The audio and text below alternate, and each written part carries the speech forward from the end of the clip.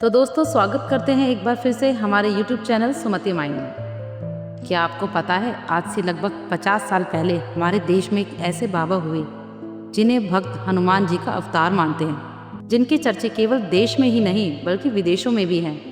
जी हाँ दोस्तों, हम बात कर रहे हैं कैची धाम के संत नीम करौली बाबा की। आखिर ये कैसे संभव है और क्या है कैची धाम का रहस्य? क्यों आज भी यहाँ लाखों की तादाद में भक्त आते हैं? आज हम इन्हीं सब रहस्यों से पर्दा उठाएंगे, बताएंगे नीम करौली बाबा की असली कहानी कि कैसे साधारण से बालक बने नीम करौली बाबा और कैसे वे लोगों के मन को पढ़ लेते हैं और क्यों विदेशों से बड़े बड़े लोग उनके दर्शन को आते थे। और सबसे बड़ा सवाल कि क्या उन्हें हनुमान जी का अवतार कहा जाता है? ये बात है साल 1900 के आसपास की। उत्तर प्रदेश के फिरोजाबाद डिस्ट्रिक्ट में अकबरपुर गांव में एक ब्राह्मण परिवार में एक बालक का जन्म होता है जिसका नाम रखा गया लक्ष्मण दास शर्मा। और जैसे कि उस ज़माने में होता था कि कम उम्र में ही लड़के और लड़कियों की शादी करा दी जाती थी, लक्ष्मण दास के साथ भी वैसा ही हुआ। मात्र 11 वर्ष की आयु में उनका विवाह करा दिया गया, पर उनका मन कभी भी घर गृहस्थी में नहीं लगता था। उनका मन तो केवल हनुमान जी की भक्ति में लगता था, जिसके कारण शादी के बाद ही उन्होंने अपना घर छोड़ दिया और साधु संतों की तरह जीने लगे। और माना जाता है कि 17 साल की उम्र में उन्हें आध्यात्मिक ज्ञान मिल चुका था। लेकिन पिता के विनती करने पर वे वापस घर लौट आए और गृहस्थ जीवन बिताने लगे। और इसी दौरान उन्हें 2 बेटे और एक बेटी हुई, पर जिसका मन हनुमान जी में लग चुका था वो कहाँ यह गृहस्थ जीवन बिता पाते। इसलिए साल 1958 में उन्होंने फिर अपना घर छोड़ दिया। तो मित्रों, ये तो हो गई लक्ष्मण दास की कहानी। तो चलिए अब उस प्रसिद्ध और रोचक घटना को जानते हैं जिसने लक्ष्मण दास को बना दिया नीम करौली बाबा।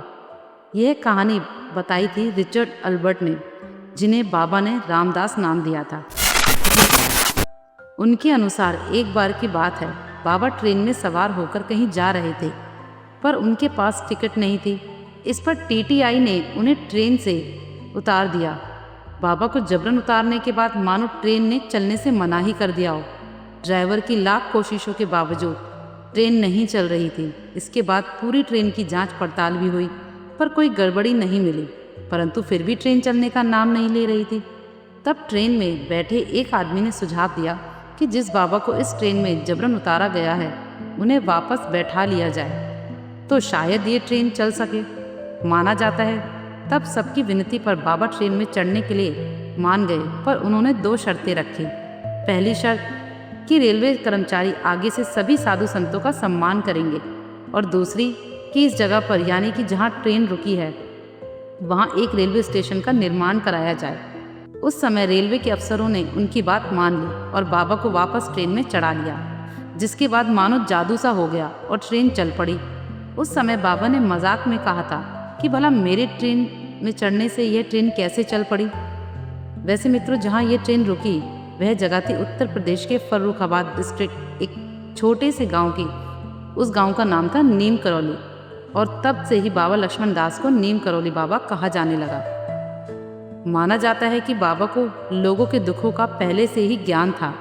उन्हें पता था कि नीम करौली गाँव के आसपास एक भी स्टेशन नहीं है, जिसके कारण लोगों को कई किलोमीटर पैदल चलना पड़ता था, और इसी कारण बाबा ने यह सब खेल रचा।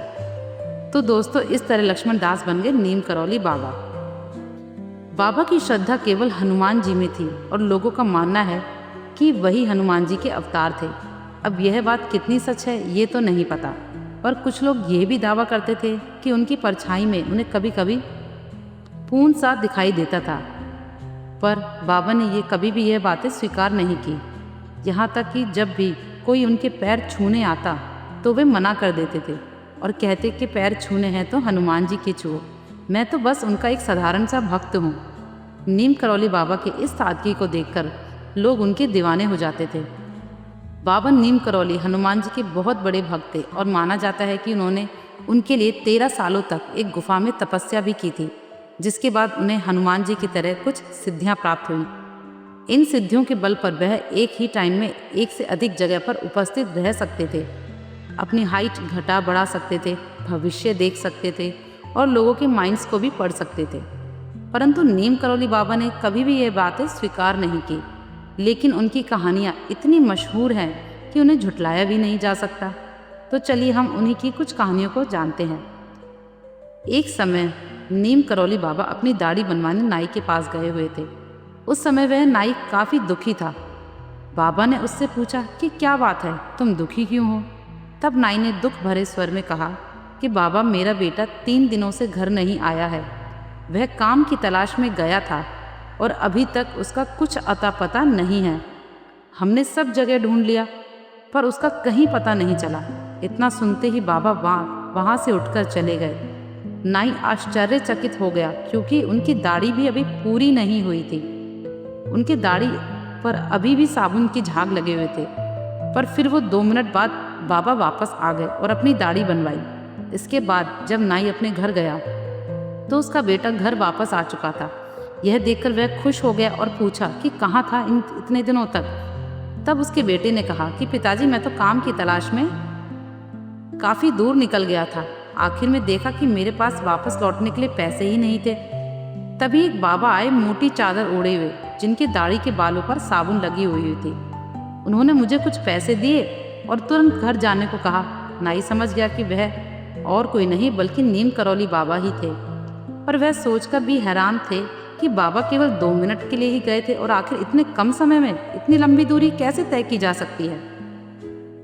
वैसे दोस्तों, आप भगवान में मानो या ना मानो, हमारे पुराणों में मानो या ना मानो, पर नीम करौली बाबा की कहानियों को झुटलाया नहीं जा सकता क्योंकि इनकी कहानियों के कई लोग साक्षी बन चुके हैं। और उन्हीं में से सबसे प्रसिद्ध कहानी है बुलेट प्रूफ जैकेट यानी बुलेट प्रूफ चादर की। यह घटना है उत्तर प्रदेश के फर्रुखाबाद डिस्ट्रिक्ट के फतेहगढ़ की। एक दिन नीम करौली बाबा एक घर में घुस जाते हैं जहां 2 बुजुर्ग पति पत्नी रहा करते थे। उन्होंने नीम करौली बाबा को जो भी रूखा सूखा रखा था वह खाने के लिए दे दिया, जिसके बाद बाबा सोने के लिए एक चारपाई का बंदोबस्त कर दिया और उनको एक चादर भी दे दी, जिसके बाद बाबा सोने चले गए। हालांकि उन दोनों को यह अफसोस था कि वे बाबा के लिए कुछ खास नहीं कर पाए। इसके बाद वे भी सोने चले गए। अचानक रात में बाबा के चिल्लाने की आवाज़ें आने लगी, मानो वह दर्द में करा रहे हों। पर उस पति पत्नी में हिम्मत नहीं हुई कि वे बाबा के पास जाकर पूछ सके। फिर अगली सुबह बाबा जाने लगे और जाने से पहले उस कंबल को मोड़ दिया और उन्होंने कहा कि इसे गंगा में बहा देना और ध्यान रहे इसे खोलने की कोशिश मत करना। इतना कहकर बाबा वहाँ से चले गए, जिसके बाद बुजुर्ग पति पत्नी कंबल को लेकर गंगा की ओर चल पड़े। कंबल काफ़ी भारी था, मानो उसके अंदर लोहा रखा हो, पर बाबा के आदेश के चलते उन्होंने उसे खोलकर नहीं देखा और कंबल को गंगा में बहा दिया। लेकिन यह कहानी यहीं ख़त्म नहीं होती। असली कहानी तो अब शुरू होती है। समय बीतता गया और ठीक 1 महीने बाद उनका बेटा वापस आया और उसने जो खुलासा किया वो चौंकाने वाला था। दरअसल जब नीम करौली बाबा उनके घर आए थे, बर्मा के बॉर्डर पर अंग्रेज़ों की तरफ से जापानियों के खिलाफ जंग लड़ रहा था। उसने खुलासा किया कि जंग के दौरान एक रात अचानक जापानियों ने ब्रिटिश सोल्जर्स पर अटैक कर दिया। अटैक इतना बड़ा था कि ब्रिटिश आर्मी कम पड़ने लगी और सारी रात दोनों ओर गोलियां चलती रहीं। उसे लगा कि अब वो कभी भी घर नहीं जा पाएगा क्योंकि जापानी सोल्जर्स काफ़ी ज़्यादा थे और ब्रिटिश सोल्जर्स कम और धीरे धीरे और भी कम होते जा रहे थे। और वो जंगों के बीच में खड़ा था, पर अचानक चमत्कार होने लगा। सारी गोलियां उसके अगल बगल से निकलने लगीं। दुश्मनों के एकदम पास होने के बावजूद भी उसे एक भी गोली नहीं लग रही थी। और सुबह होते होते ब्रिटिश आर्मी की रीइंफोर्समेंट आ गई और वह बच गया। ये सारी बात सुनकर बुजुर्ग दंपत्ति को याद आया कि ये वही रात थी कि जब नीम करौली बाबा उनके घर आए थे। अब बुजुर्ग दंपत्ति के सामने पूरा मामला साफ था। वे समझ गए कि उस चादर में कुछ नहीं बल्कि गोलियां थीं जो उनके बेटे पर चल रही थी और बाबा उन्हें अपने अंदर ले चल रहे थे और दर्द में करा रहे थे। तो चलिए दोस्तों, अब जानते हैं कि कैची धाम के बारे में, जहां आज भी लाखों श्रद्धालुओं के लिए एक तीर्थ स्थल है, जहां जाने से मन शुद्ध हो जाता है और लोग अपने आप को पहचान पाते हैं। कैची धाम सिर्फ भारत में ही नहीं बल्कि विदेशों में भी बहुत फेमस है। यहाँ देश विदेश से हर साल लाखों लोग आते हैं। तो चलिए अब जानते हैं कैची धाम के निर्माण की कहानी। नैनीताल से लगभग 17 किलोमीटर की दूरी पर बसा है कैची धाम आश्रम। अब आप सोचेंगे कि इस आश्रम का नाम कैची धाम क्यों है। दरअसल यहाँ एक मोड़ है जिसमें 2 पहाड़ एक दूसरे को कैंची की तरह काटते हैं, जिसका कारण इस जगह का नाम कैची धाम रखा गया है। और आज के टाइम पर यही बाबा नीम करौली का आश्रम है। हर साल 15 जून को यहाँ पर एक बड़े मेले का आयोजन होता है जिसमें देश विदेश से भक्त हिस्सा लेते हैं।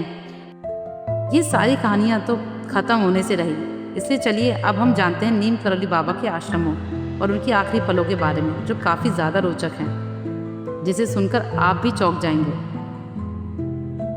आज के समय में दुनिया भर में नीम करौली बाबा 100 से भी ज़्यादा मंदिर और आश्रम बने हुए हैं, परंतु नीम करौली बाबा के समय पर यह संख्या गिनी चुनी ही थी। 1940 में बाबा ने हनुमान जी की स्थापना की थी, जिसके लगभग 24 साल बाद उसी स्थान पर कैंची धाम आश्रम का निर्माण हुआ। साथ ही कई मंदिरों का भी निर्माण किया गया और अपने जीवन के आखिरी 10 साल यहीं बिताए। पर यह बाबा का केवल एक आश्रम नहीं था, इसके अलावा एक और आश्रम था जो उनकी जिंदगी का दूसरा ठहराव बना। वो आश्रम था भगवान श्री कृष्ण के शहर में, यानी कि वृंदावन में। यह आश्रम लगभग 1967 के आसपास बनाया गया। इस आश्रम में नीम करौली बाबा का महासमाधि मंदिर भी है और हर साल सितंबर में यहाँ महाभंडारे का आयोजन किया जाता है। इसके आखिरी 10 साल कैंची धाम में बिताने के बाद नीम करौली बाबा जी ने वृंदावन को अपने देह त्यागने की जगह चुनी। बात है साल 1973 की सितंबर का महीना था। नीम करौली बाबा अपने सीने में दर्द की शिकायत लेकर आगरा में हार्ट स्पेशलिस्ट के पास गए, जिसके बाद वे कैंची धाम लौटने के लिए ट्रेन में चढ़े, पर रास्ते में ही उनकी तबीयत अचानक से गंभीर होने लगी और ट्रेन को मथुरा में ही रोक दिया गया। जिसके बाद बाबा के आदेश पर उन्हें वृंदावन आश्रम ले जाया गया। वहाँ डॉक्टर ने उन्हें इमरजेंसी में एडमिट किया, फिर उन्हें इंजेक्शन दिया और उनके चेहरे पर ऑक्सीजन मास्क लगाया। पर वह डॉक्टर कहाँ जानता था कि जो सबकी समस्याओं को बिना बोले ही समझ लेते हैं, क्या वह अपनी समस्या नहीं समझ पाएंगे। कुछ समय बाद डॉक्टर ने बताया कि बाबा डायबिटिक कोमा में है और उनकी पल्स पूरी तरह से ठीक है। पर अचानक महाराज जी उठे और उन्हें अपने चेहरे से ऑक्सीजन मास्क उतार दिया और कहा, ये सब बेकार है, जाओ मेरे लिए गंगा जल लेकर आओ। इसके बाद वे ओम जय जगदीश हरे का जाप करने लगे और हर जाप के साथ उनकी आवाज़ धीमी होती गई और अंततः करीब रात के 1:15 पर नीम करौली बाबा ने अपनी देह त्याग दी। जिसके बाद नीम करौली बाबा अपने शरीर में नहीं थे, पर भक्तों के मन में वो आज भी जिंदा हैं और आज भी लाखों भक्त केवल शांति की ही तलाश में कैंची धाम आते हैं। बाबा तो चले गए, पर आज भी उनकी ऊर्जा कैंची धाम में जाने वाले हर यात्री को साफ साफ महसूस होती है। तो आशा करती हूँ आज की यह वीडियो आपको ज़रूर पसंद आई होगी। ऐसे ही और वीडियोस देखने के लिए हमारे चैनल को लाइक और सब्सक्राइब करें। धन्यवाद।